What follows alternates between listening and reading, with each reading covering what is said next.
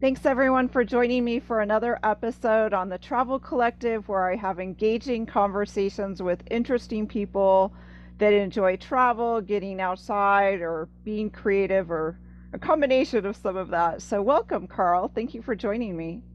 Yeah, April, thank you for having me on. This is a treat. Oh, good.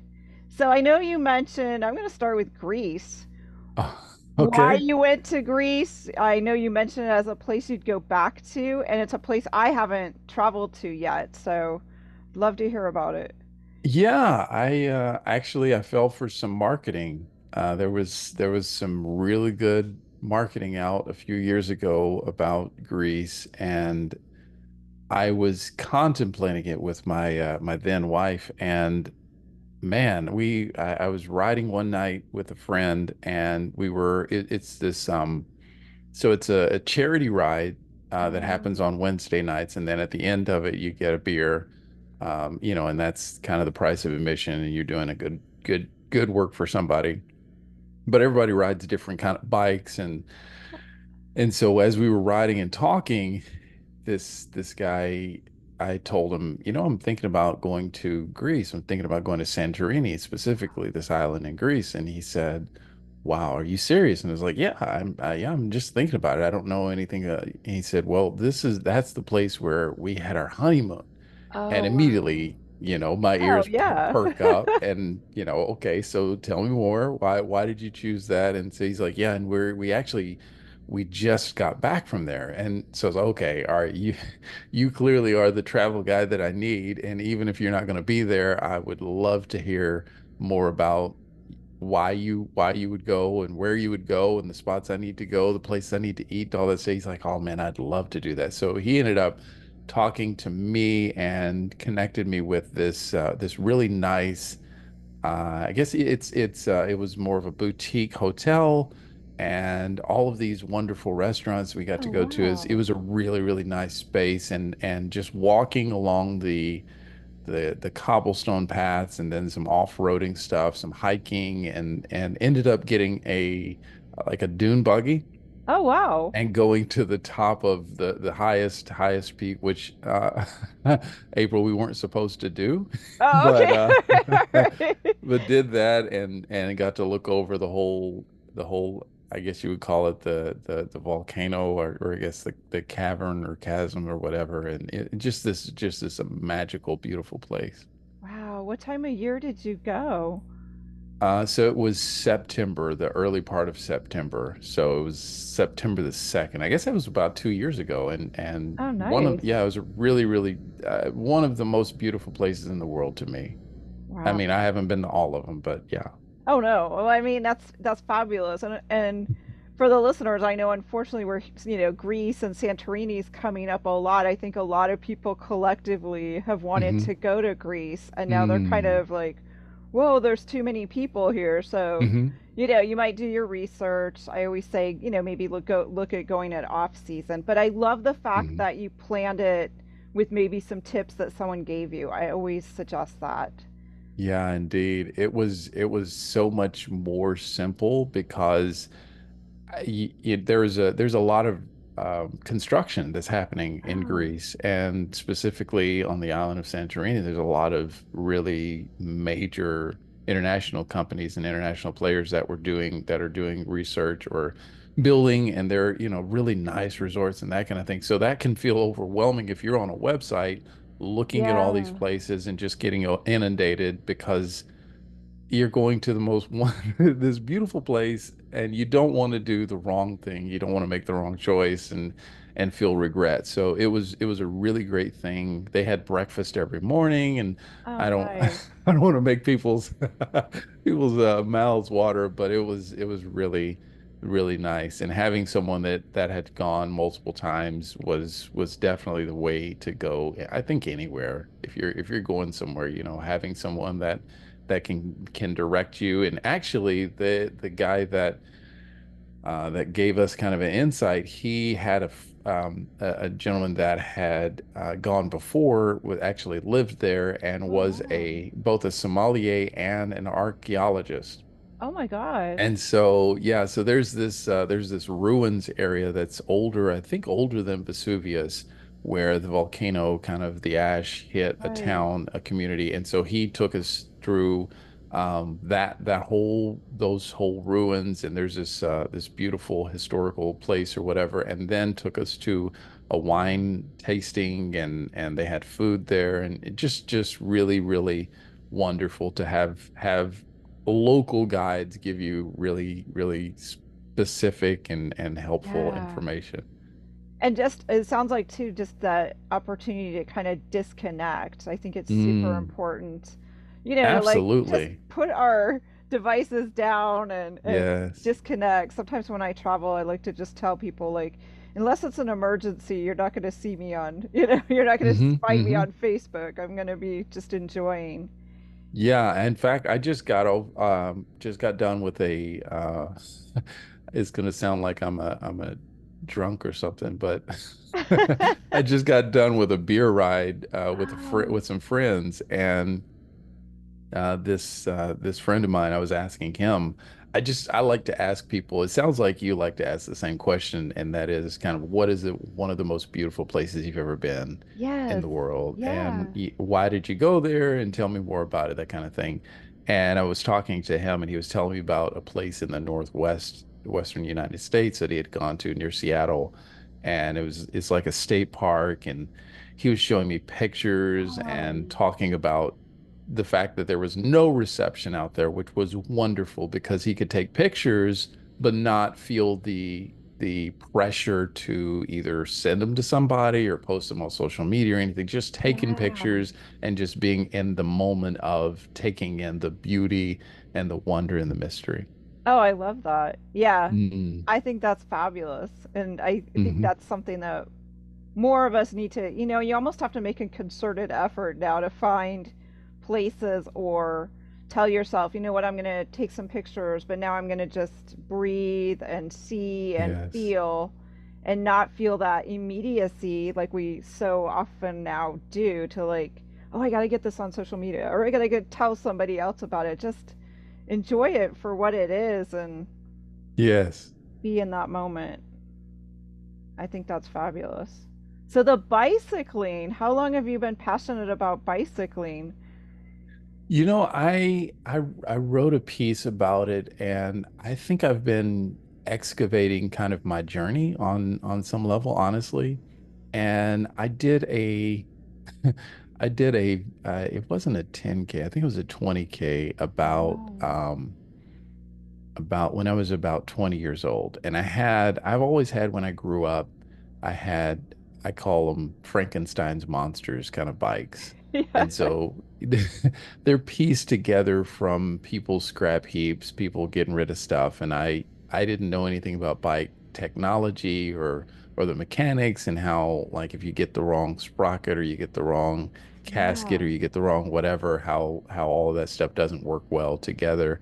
But when I was about 30, I bought my first bike that was, to me, was a really big deal. And it was a fixie bike, which Hmm. is just a fixed gear, one gear, and it's all effort and no ease. And with that, I started kind of a journey of exploration of myself, and I started riding my bike to work, which I was working at the post office during that time, and so I'd ride probably 3 miles one way and go to work, and then I would, get off of work, change, and ride back. And that, I think, for me, started a really deep love affair with the freedom Yeah. of being able to have my own thoughts, being separate from, on some level, separate from the world. Because when you're on a bike, you're flying, there's wind, there's no real noise in that sense, because you can, I mean, I can tune out. I don't know what other people's experience. For some people, it may be Yeah. nerve-wracking to think about vehicles around them or whatever, but I just kind of get in kind of a tunnel and a zone and just ride. And so I remember those times of getting free from some anxiety that I was having, and getting free from some worry, and just being and putting all my effort and energy into those pedals and just going. Right. And so that process of getting free, and it created kind of, I think it forged a really deep relationship with cycling. And from there, a few years later, I was able to buy a pretty nice bike, a good brand. It was about, I mean, saying the price out loud feels a little bit pretentious or something. But it was like 3,500. But there's bikes out there that are Oh, twenty there's, thousand dollars. yeah, You right. can, Exactly. It's kind you of can like, buy two cars or something. yeah. But yeah, so that bike is it's carbon fiber. It's a bike you could do some racing or some endurance rides with. And so I've done a century or so with Oh, that. wow. And yeah, that's been a really good bike that I've really enjoyed. And then I get last year I got into mountain biking, which is a whole different Oh, animal. yeah, that's totally different. Yeah. And I didn't realize that even with cycling, you're working out different muscle groups, and it's a whole different kind of mechanics and all that stuff. So yeah, it's all been really fun and a journey of learning for me. Yeah. The mountain biking it's completely different than, say, bicycling in your neighborhood. I tried it a few years ago because it just looks so kind of, I don't know, exhilarating almost, Yeah, because you can be going through the forest and over these trails. And I thought, oh, that just seems so exciting. I had no yeah, idea how challenging you really, and it does, yeah, it kind of pushes you. And I think there's, like any sport, anything you choose to challenge yourself with, there is that sense of accomplishment if you get to that, push yourself through the fear or what you yes. think you can't do, and you're like, Mhm. hey, I made it down this trail and I didn't break every bone in my body. Indeed, indeed. I didn't die, right? I didn't fall off the side of Right. the mountain or whatever. Yeah. So where are some of the best places you've taken your mountain bike, or is this pretty new, the mountain bike journey? It is very new. I've done two duathlons on the bike. So it's running 2 miles and then grabbing the bike and riding for 5 or 10 miles, and Oh, then, wow. some pretty gnarly trails and some weaving and bobbing and all that stuff, and then get back onto your feet and run for another 2 miles. Oh my God. And I promise you, April, the pictures that some of the professional photographers take, none of them are kind. Yeah. It's like you at your worst, struggling or whatever. But it's been a fun process. And then actually didn't take the mountain bike, but went to Tahoe, Lake Tahoe, Oh, and there's a trail called the Flume Trail. My girlfriend actually did some research trying to find, okay, what is the best place to go? yeah. And because we were, going out to Tahoe, and Flume Trail just was one of the top search options. And there was a lot of people, for instance, on Reddit that were saying how beginner the trail was, and they're like, I wouldn't go, whatever, it's a beginner trail, and yet it's like any sport. When people are good at it, they want to talk down to the people Yeah. that yeah, it's fine. But it was honestly, it was terrifying. But it was gorgeous, and I Oh, can't say that enough, how beautiful it was to look over to your left, and it's just this beautiful lake, and there's trees, you're against the mountain, and there's fauna, there's flora, there's all of this stuff, and the sun is just hitting the water just right, and it's just this gorgeous, it looks fake. right. It looks like one of those, like a Windows background or Yeah. something, or the home page, but it's beautiful, it's real. And yeah, so that was spectacular. And fortunately, I didn't research whether people had died Oh. on the Flume Trail, because there were some parts that were really scary because there's no guardrail. It's Right. just Yeah. straight down. And I didn't expect that, honestly. But but yeah, so we made it, and then we got back and we researched any accidents on the Flume Trail, and there were people that had just kind of fallen off the side of the mountain. And I think knowing that after the fact was much more comforting than knowing it before, because Though it was gorgeous, it was also there were some parts that were really scary. And then people would, there's people coming on the others Oh, on right. the same path, and so you have to basically tuck yourself into the side of the mountain and hope that they don't clip you or something like that as they're coming by. And so, yeah, there were some interesting times, but it was beautiful, and I Oh, wouldn't wow. wouldn't trade it for the world. Oh, that's fabulous. Mhm. So you also mentioned in your pre-interview you have an interest or maybe a creative outlet of music and writing. So where does that tie in? Speak to that a bit.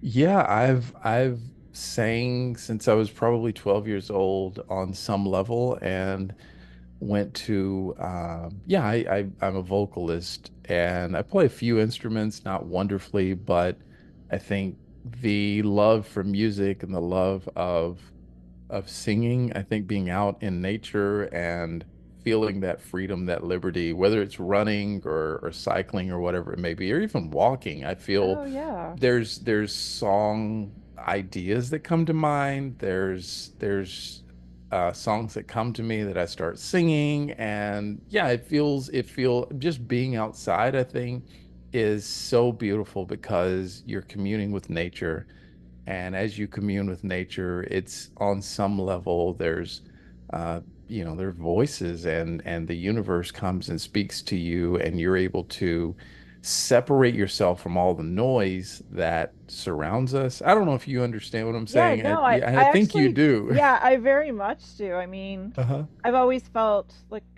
that creative spirit inside, and that's something I Hmm. try to when I take people out photographing, whether it's with their cell Mm. phone or whatever.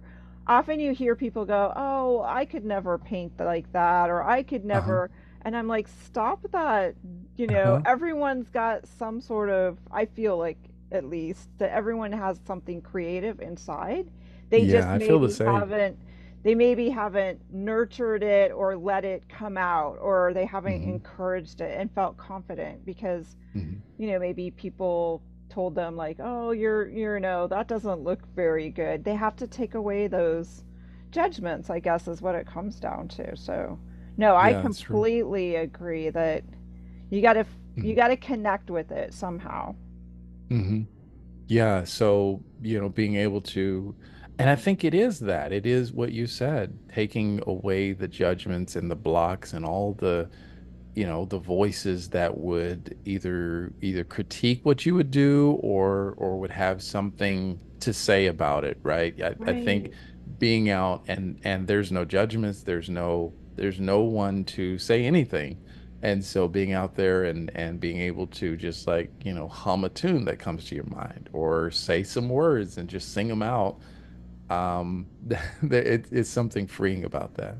Yeah, I think that's beautiful. And I do. I Hmm. think more of us, especially we get caught up in our, whatever our day to day might be. Some people, they live in a city and they don't maybe always relate how important the nature aspect is.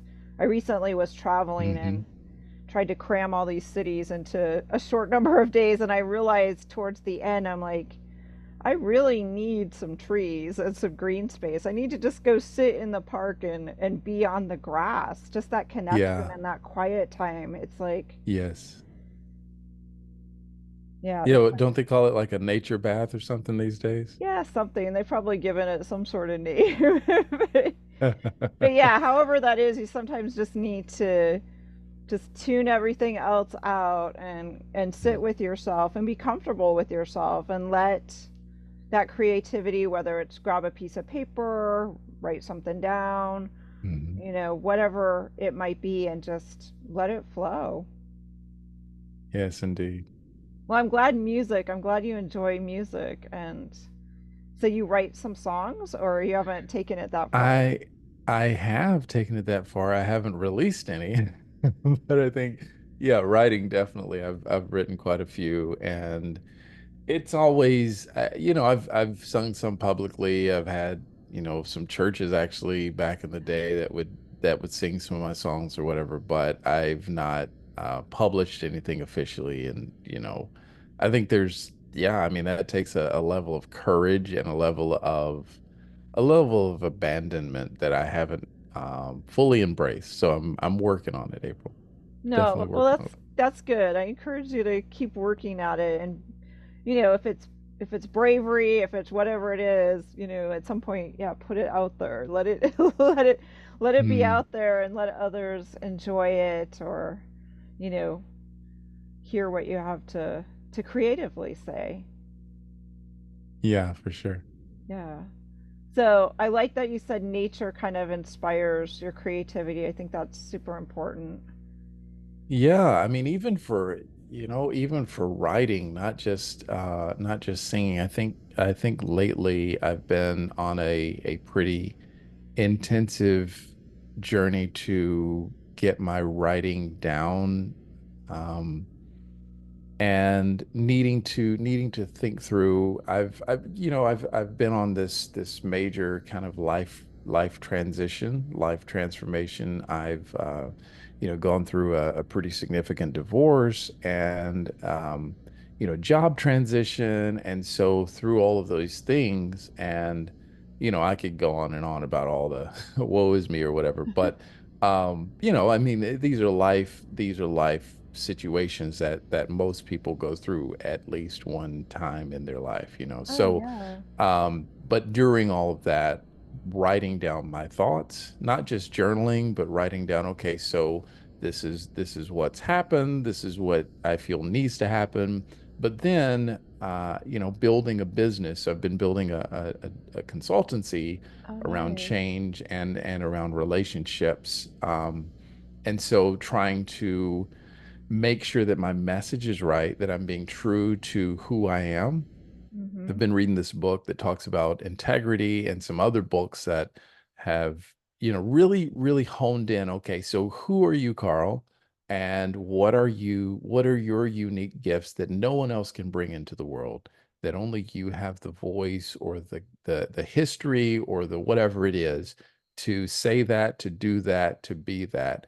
And trying to like get to that, you Yes. have to get rid of Oh everything yeah. else in order to hear, okay, so these are, and so it's been this long process of kind of threading the needle through all of the things that I've done and trying to understand, okay, so this is why this didn't work. This is why this did work. This is what spoke to me in this, that this one, maybe this job didn't work out, but this particular part of it was joyous. Or maybe this job seemed to work out, but this particular part of it was the main thing that caused it to be efficacious. And Right. so trying to get through all of that, and it's hard work and it's our life's work, but the long walks have been what's what's helped me out. And fortunately, where I live, there's quite a few trails that are just really beautiful and well maintained, I might add.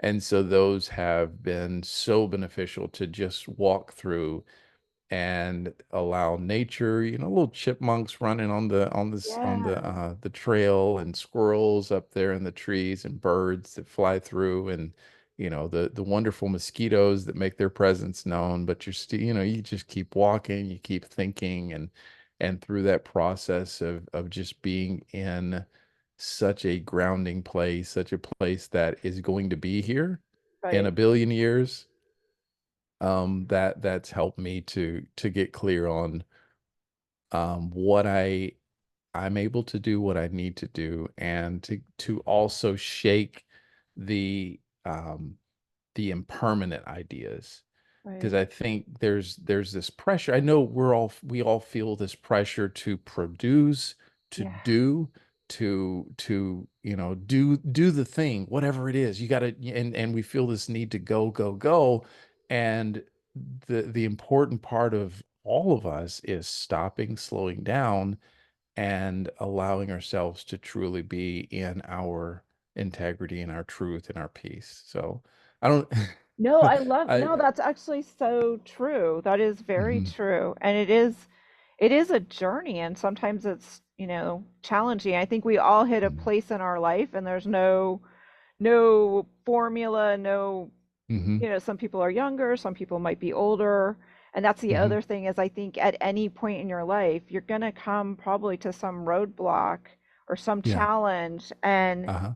it's moving through it, and how can you move through it, and finding that gift. I think we're all given gifts to share, and it is shedding, Yeah. Yeah. especially in the United States. Unfortunately, we're surrounded, and we're seeing the effects, I think, more worldwide with other cultures as well, where there's this, what's your occupation? What are you doing? How much do you make?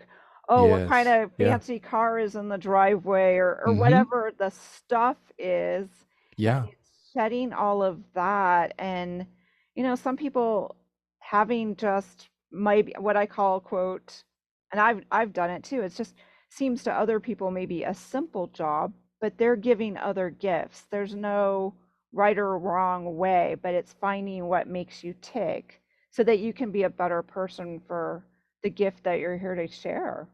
Yeah. Yeah, absolutely. Yeah. The story that comes to mind is the high-powered banker or whatever it was, finance person that goes to the Caribbean and sees the person that has the boat and is fishing and tries to explain to them how important it is to go out and make a lot of money so that they can go and live on the in the Caribbean. Right. And then the end of the story is obviously I'm already living that life. Why would I go and chase all the stress and all the pain and all that stuff that you've decided is important instead of just enjoying and living the life that I have right now that is me optimizing. Yeah. Oh, that's beautiful. Hmm. So, what tips do you have for people that are struggling that might, especially the walking? I think for a lot of people, Hmm. especially when it's 100 degrees out, Las Vegas, Arizona, sometimes it's hard Yeah. for them to kind of connect with nature. I know myself right now in Vegas, it's hard to find that you go outside and you're just hit with this wall of heat. So, I know I am suffering a little from not being able to have my nature time met. Yeah. Well, I'm from Fort Worth, Texas, so I promise you I empathize deeply with the triple digits Yeah. and for Texas it's also the humidity. So it's not just hot, it is also humid. And so I actually just left there 2 weeks ago and had a really good time in Fort Worth. And I I honestly I had to get up early. There was a trail about maybe half a mile from my parents' house that it's a park, but it's this really, really cool trail, and it has rocks and crags Oh, wow. and these really, really neat twists and turns. I was like, man, this would be really cool to do on a motorbike or even a mountain bike. But walked down it, and then there's this kind of this blocked area, and then walked over that, which don't do that for your listeners, but Right, yeah. uh but then and then ran up the hill, up it, and that was wonderful. But that was probably, I think, like 7:30 or 8 o'clock. So I mean, it's just making time to get it in before the heat really hits. And honestly, it's hot out there, and there's no way around it. Obviously, a lot of water. Yeah, And just focusing, I think focusing on what's important, focusing on what you value. And if you value being out in nature, if you value the clarity that a walk or being in nature can bring, then that is what you have to, keep in your mind. I mean, it's just like any goal. If you're focused on that goal, and if you just set your mind to that yeah, instead of setting your mind to all of the obstacles around you and all the things that can be deterrents, then you will make that destination. And so focusing on, okay, this is me. Yes, it is hot, but I am out here in nature, and I'm going to sweat a little bit. yeah, I think being okay with it, right? Being right. okay with all of that stuff, it's fine. Have your little electrolytes together and some water, and just get after it. Yeah, I like that. That's Hmm. very smart. You did also mention a book, which intrigued me. It was called Hmm. The War of The War of Art. Yeah, actually, I have it somewhere around. Yeah, it's by a guy named Stephen Pressfield, And I ran across this book probably a decade and a Oh, wow. half ago, which sounds like I'm, 75. Yeah. Um, I should say 15 years. It sounds less aggressive. But The War of Art by Stephen Pressfield. It's called Break Through the Blocks and Win Your Inner Creative Battles. And so he writes about, and so it's not like most books that you would probably read are some type of a narrative or some type of a essay form. And that's not what this is. It's every day there are, or I should say, on every page, there is a small excerpt, like a Oh, small, wow. um, it's almost like journal entries. And it's stuff that really just punches you right in the face. Interesting. And and not in a bad way, but in a way to for instance, let's see, resistance and self-doubt. You mind if I read No, I don't something? mind at all. I think that's Okay, this important to our is, listeners. I think it's very relevant. yeah, this is resistance and self-doubt, page 39. Self-doubt can be an ally. This is because it serves as an indicator of aspiration. It reflects love of something we dream of doing, and desire to do it. If you find yourself asking yourself and your friends, am I really a writer? Am I really an artist? Chances are you are. The counterfeit innovator is wildly self confident. The real one is scared to death.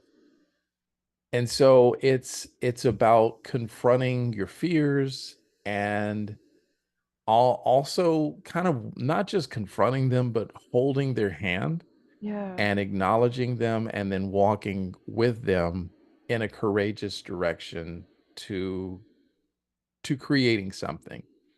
Let's see. A professional dedicates himself to mastering technique. The professional, this is page 84. The professional respects his craft. He does not consider himself superior to it. He recognizes the contributions of those who have gone before him. He apprentices himself to them. The professional dedicates, and forgive the gendered language, but the professional dedicates himself to mastering technique, not because he believes technique is a substitute for inspiration, but because he wants to be in possession of the full arsenal of skills when inspiration does come. The professional is sly, knows that by toiling beside the front door of technique, leaves room for the genius to enter by the back. wow. So, yeah. So, as you're mastering technique, I mean, it's similar to that statement by, I think it was Benjamin Franklin, that um, that the best way to get lucky is to be prepared, and and then luck comes. And so yeah, it's gems that you can read every day for, like, I don't know how many pages it is, like 160 pages. So it's a really simple book. It's really short, and you're able to really work with and dance with the courage to create something. I And love as that. you said, April, like we all have creativity in us. Yes, And I think if we do have it, because we do, we wrestle with how to express it, and we wrestle with our gifting. yes. So true. And Mhm. sometimes we wrestle with, is it good enough? That whole, is it good enough? And Yeah, it's like, it's that whole example that I often share. It's like some of the greatest artists, Van Gogh, we all know. He did not think of himself as an artist. He toiled away and kept painting. He yeah, never saw success in his lifetime. He would yeah. You're have right. no idea that his paintings sell for what they sell, and we all Hmm. are in awe of them today. I mean, I hope somewhere on some level he realizes that, but just so heartbreaking, that Yeah, it is. It's unfortunate that I mean, he was so far ahead of his time and so far ahead of the curve that he was an innovator. right. And I think in that there's a loneliness to innovating. There's a loneliness to to forging your own path, not going with what everybody else is. Even though you're trying to honor the art, you're trying to honor Right. that form of expression. And I think he was trying to honor being a painter and being an artist, but also terrified because, the art world was like, no, that's not what we're doing. Right. You Yeah, know? exactly. Exactly. But that does, it does bear to, it does go with the whole idea of keep at what you're doing. And sometimes you have to shut out the negativity. And if in your gut you feel that you need to get this out there, something's calling you to share this, keep at it and try to shut down the naysayers. You'll find your tribe somewhere, you'll find your supporters, and sometimes you won't see them, in the midst of your creating, but Yes. it's a lonely, Yeah. I think for a lot of artists and even scientists, any of these fields, they see this differently than what the common of us, the majority of their peers. And so it can be very lonely and difficult. Yeah. And I mean, like you said, there's an importance, and there is a tribe out there for all of us. But I think if we don't offer our authentic, like if we don't offer our true gifts, even if we feel they're flawed, then we'll never bring to our tribe what they're hungry for, what they actually need. And Right. so I think what's been helpful for me in writing and in developing kind of, the work that I do, and showing up, it's been this understanding, a deep understanding that I'm not showing up out of arrogance, but I'm showing up because there's people that need me. And Right. honestly, I grew up, and that if somebody had said that, I think I would have felt like, and I think a lot of people I grew up with felt like that was presumptuous, that was arrogant, that was conceited. And it's not. It's just true that there are people that only you can, like, only your story is the thing that can touch them. Because there's been people for me that, like, I'm I'm reading a book. I'm reading a book to you that has so dramatically impacted me. And imagine if he wasn't true to his gifts and hadn't written this. Right. Yeah, and so I feel like I have the same responsibility to give to the world what I have. And many people will probably say it's too flawed, or it's too broken, or it's too whatever, and that's fine. That's not for me to determine, but it's for me to be true and to give as I've received, to give.